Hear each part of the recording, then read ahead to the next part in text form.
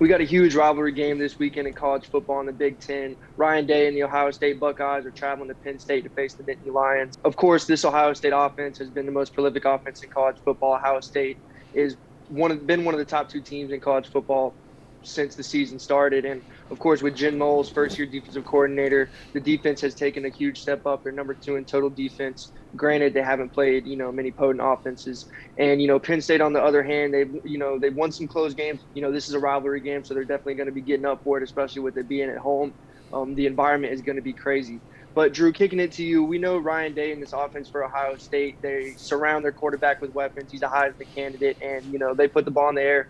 And the quarterback really has a perfect pocket to just dice up defenses. So when you look at this Ohio State offense, what sticks out to you? Yeah, I mean, you pretty much hit it spot on. CJ Stroud's a Heisman candidate, and there's a bunch of weapons all across the field. A lot of receivers that are going to be playing on Sundays, and just overall, a really, really good offense with a good scheme behind it. Now, it's really hard.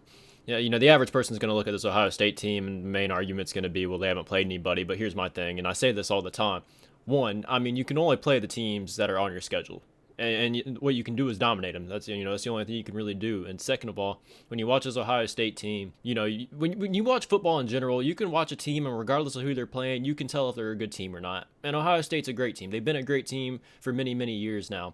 Very talented. Always been a team that has had an elite offense, and the defense sometimes has been a little bit questionable. But the defensive stats kind of speak for themselves. Again, regardless of who they played, you can watch an Ohio State defense and you could tell they're just much improved than they were last year. And Penn State doesn't exactly have the most elite offense, but I think it's an offense that can test Ohio State, especially talent-wise. I think Penn State's pretty talented across the board, both on offense and defense.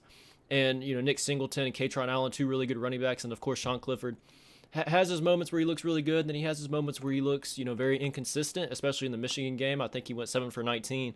And I think he ended up getting benched in that game. So, I don't know what kind of Sean Clifford you're going to be able to see in this game. And, I would like to think that Penn State, this is kind of their national championship game. One conference loss, two conference losses in this brutal Big Ten division that they're in, and you're out. There's no way you're going to get into the Big Ten championship. And regardless if they win or lose this game, or if they win this game, they could still not make it because Michigan has a tiebreaker over them. And I don't think Michigan's losing 2 games this year. But nonetheless, talking about Ohio State's defense, Aiden, Jim Knowles, you know a lot about him. What about him and what he has done this season really sticks out to you for this Ohio State defense? Yeah, really just the drastic improvement from last year to this year. I mean, last year, Ohio State's defense was absolutely abysmal. It was probably the laughing stock of the Big Ten as far as defense goes. And Jim Knowles has come in and completely turned it on its head, and it hasn't been with a complex scheme. And, he's not reinventing the wheel. He's just implementing basic, simple plays and simple schemes and letting his athletes play. The problem with Ohio State's defense was never talent. You mentioned they have talent up to their third string guys at every position. It's just a matter of, can the coaches put that talent in position to make plays? And when you're looking at Jim Knowles' scheme, he uses a lot of safety rotations and he plays with the defensive backs a lot to, mix up the coverages pre-snap and post-snap and create confusion for the quarterback and really just put his safeties and DBs on all areas on the field, enabling them to make plays. And that's really what I've seen from this Ohio State defense. Also, the front seven has been playing exponentially better than they were last year. That was the main problem with Ohio State's defense last year, was that D-line and that front seven. They would get gashed in the run. They've really done a great job of shutting that down this year. But when I'm looking at the matchup between this Penn State offense and this Ohio State defense, the Penn State offense, they rely heavily on the run, and then they use the run to set up the play action. Sean Clifford's not a guy. He's not going to kill you with his legs. He'll use them every now and then, but he really wants to stay in the pocket and deliver darts off the play action. And with all that Ohio State speed on the field, it's going to be imperative that Penn State really leans on that run game with, that true freshman Singleton, like you mentioned. He's, in my opinion, the best true freshman running back in all of college football. And I think that he's been a little bit underutilized from Penn State. I mean, if I was the Penn State offensive coordinator, I'd be giving him the ball 30 times a game. But you're going to have to keep the Ohio State's offense off the field. That's no secret. And in order to do that, you have to eat into the time of possession by running the ball and, establishing 10, 11, 12 play drives. Yeah. And as far as Ohio State goes, a thing that really gets overlooked on them is just because their passing game is so good is their running game. Ohio State still has a solid running game. I know people are probably going to bring up last week against Iowa that Iowa defense held Ohio State to 2.2 yards per carry, but you have to think that Iowa defense is legit. They're a top 6 defense across the board. They're really good, and that game is all turnovers for Iowa. I mean, I couldn't feel more sorry for the Iowa defense in that game. They were playing so good in that game. In the Iowa, I think they had 6 turnovers. I know they had 3 interceptions, 3 fumbles. Penn State can't turn the ball over at all in this game. If you turn the ball over 6 times against this Ohio State team, I mean, you're going to lose by 40 or 50 points, regardless of how talented this Penn State team might be. And that's definitely one thing I think Penn State's really good at. I don't think they're, too bad at turning the ball over. I think they keep it on the ground. I think they have really good running backs, and Sean Clifford's, one of those guys. He's really not going to make too many mistakes to cost people or, cost Penn State the game. Now, as far as Penn State's defense goes, they're not statistically great, but when you watch them, you could tell their strength of that defense is definitely in the secondary, and they do play the pass really well, which I think matches up really good against Ohio State. Obviously everyone knows Ohio State is elite when it comes to passing the ball and getting the ball to these elite receivers on the outside. And, I think Penn State's going to have a little bit of success in defending this passing game. I think they're still going to have to bring pressure because it doesn't matter how good your secondary is. When you play an elite offense, you cannot let an elite quarterback sit in the pocket for 3, 4, 5 seconds and give him time to go through his reads. I mean, that is it's impossible.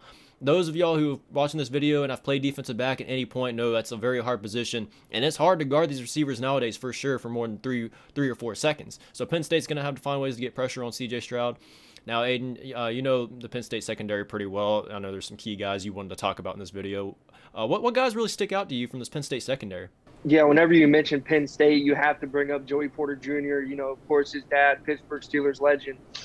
But he's a lockdown corner, and he's going to most likely take away one of your receivers, if not your best receiver. And like you mentioned, with the passing game that Ohio State likes to use, he will have an opportunity to make some plays. But if I'm Ryan Day, honestly, I'm staying away from him. But you mentioned the DBs on this Penn State team. They're strong, they're solid, and, I think that they will be up for the task. They're playing at home, and, whenever you're going into Penn State, that environment is going to take a toll on your team. I don't care if you're Alabama, Ohio State. I don't care how disciplined your players are. That's a tough place to go play for sure.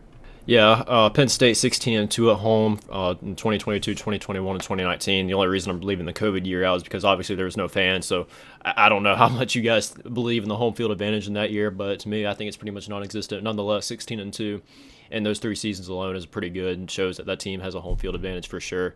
And, Penn State usually plays Ohio State pretty well, and I'm not expecting anything different in this game at all. Ohio State, obviously, when you look at these 2 teams by name, Ohio State's clearly the better team, and when you watch them play, Ohio State clearly looks like the better team.